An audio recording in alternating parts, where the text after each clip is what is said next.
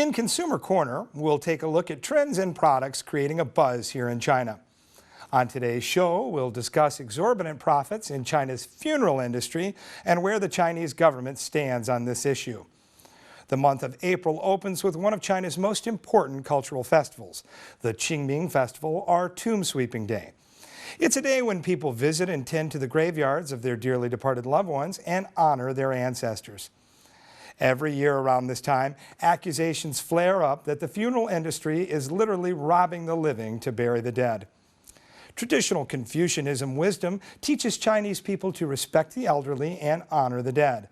However, in an increasingly capitalistic Chinese society, these traditional values have become the tools for shrewd businessmen to boost sales in the funeral industry. Many Chinese people would spend a life's fortune, willingly or not, to purchase an expensive funeral service package just to ensure that their loved ones will rest in peace.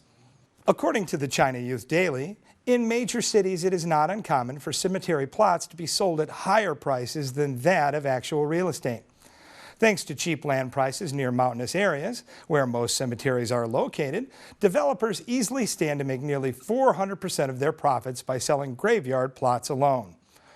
Unfortunately, purchasing the cemetery plot is only the first step in the process for a full funeral service package. Optional funeral services charge a plethora of fees, including corpse loading fee, makeup fee, logistic fees, and so on. Industry insiders estimate that unnecessary services may account for as much as 80% of total funeral spending. As a somewhat desperate attempt to thwart the competition, some hospitals have partnered with private funeral companies and pledged to send over corpses just as soon as the patients are pronounced dead. In exchange for the referral, private funeral companies usually provide a percentage of kickbacks to their public co-conspirators. Fearing increased competition from private funeral homes, some public funeral homes have turned away customers who independently purchased their own caskets and insisted that they buy authorized ones directly from the funeral home instead. To make matters worse, even China's vast expanses of land won't be enough for the amount of graves the country will need. In Shanghai, graveyards will reach maximum capacity in less than 8 years. In Beijing, graveyard shortages have pushed some families to bury their loved ones away from home in the nearby Hebei province. Chinese media says that the shortage is likely to spread to other major cities in the next few years. Responding to the claim that the funeral industry makes more profit than it should, the Chinese government painted a very different picture. Government officials said that over 66% of public funeral homes operate with no subsidiaries from the government, and the average profit rate of a funeral home is only that of about 8.6%, which hardly sustains the industry's increasing operational and personnel costs. As to the veracity of the government's stance on the issue, reports about excessive profits in the funeral industry have infuriated many Chinese netizens, who then in turn took to the internet as a means to vent their rage and frustration.